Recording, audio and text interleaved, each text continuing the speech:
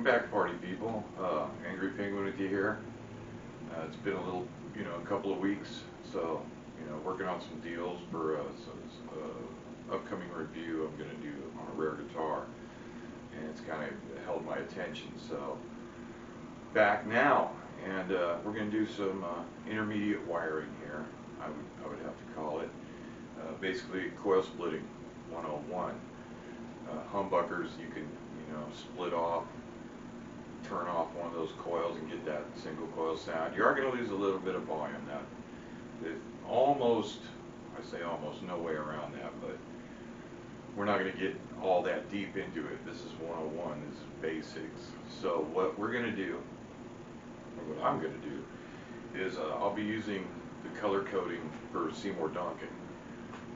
Tomarzios are a little different. There's one wire difference, and depending on what pickup you have, these are the basics of what each one of those wires is. And I color coded Seymour Duncan. I use light blue for white because of course white isn't going to show up on the whiteboard. So the basics on a Duncan, you use screw coil and slug coil, north and south respectively, so that kind of follows with that. Screws, and then the slugs, the flat ones. So the black wire is the hot on a Duncan.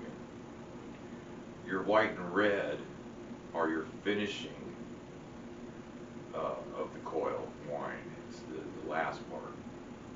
Tie those two together, and normally you just deadhead them. You cap them off with tape, or you shrink wrap them, or I like to fold them over and then shrink wrap them to the actual, wire casing where all the wires are at.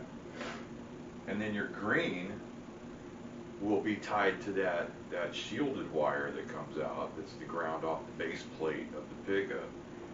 So green is ground. That's pretty simple. And then these two get tied together.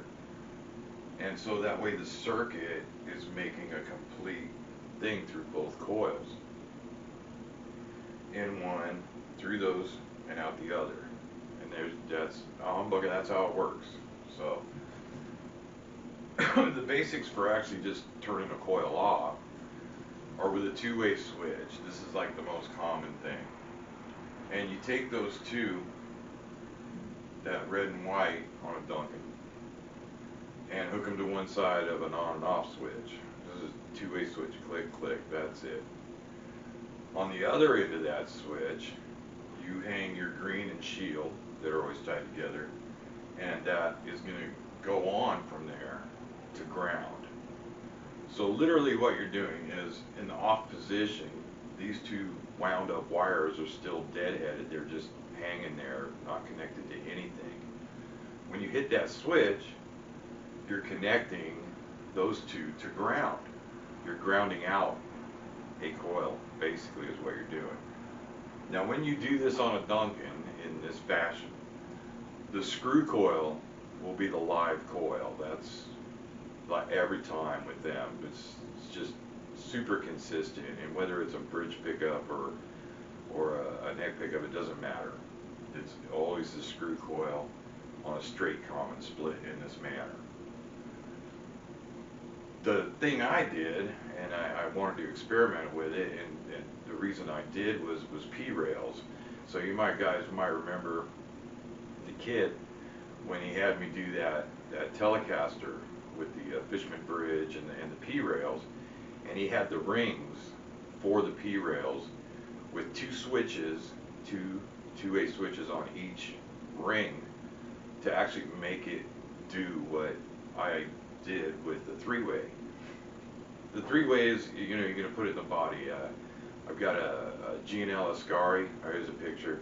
This is the top. Those two little mini toggles are three-way switches.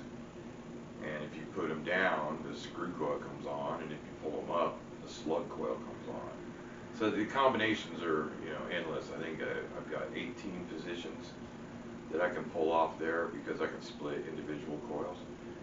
And then there's inside the cavity, there's my shoddy soldering, but I had double poles, so I had to cross them over.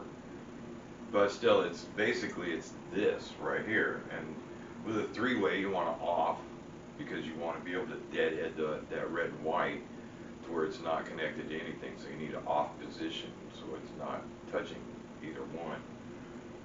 Then you have your normal, just like here, you bring your ground to one side of it and off to ground. So when you're click into that position, you're doing the normal splitting thing. The other lug, you take your hot wire to, and now you're combining your red, white, and black together. And what that does is it reverses that split. It shuts down the screw coil and opens up the slug coil.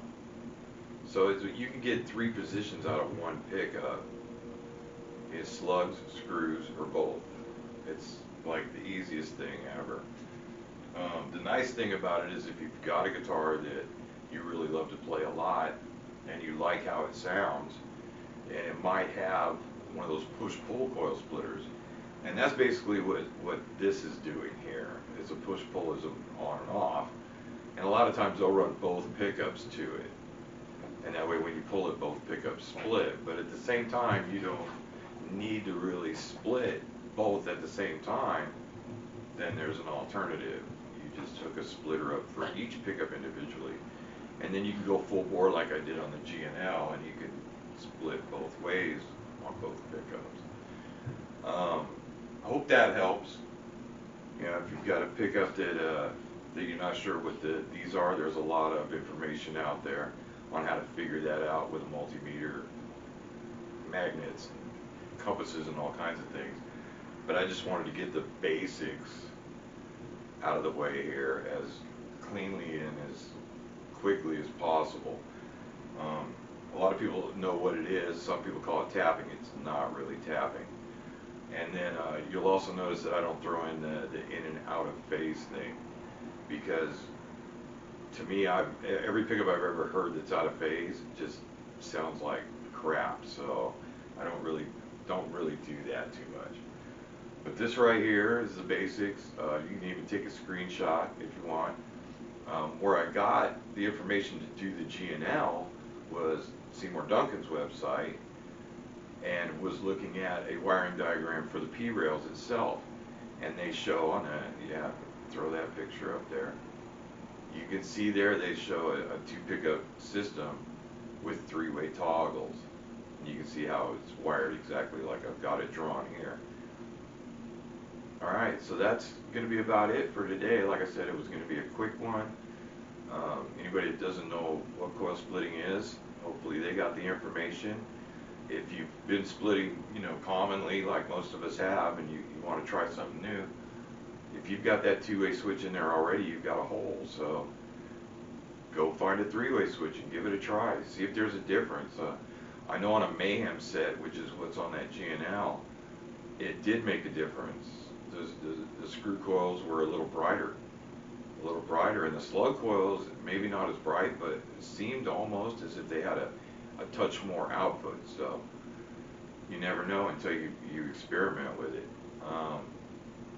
Like I said, next time or the time after, I'm going to be I'll be reviewing a very rare guitar. It'll be something special. But for right now, I hope it was helpful. Anybody that can benefit from this information that you people watching know, share it, please. Share it. Go ahead and subscribe if you are so inclined to do so. And hit like. Leave a comment. I've got plenty of people that leave comments now, so it's not a big deal. And then I'll throw my contact info up just in case you've got something you don't want to make public and you've got a question or such like that. There that is. Right there. You can always email me directly. Not a big deal. Alright, until next time, and thanks for watching. We'll see you again.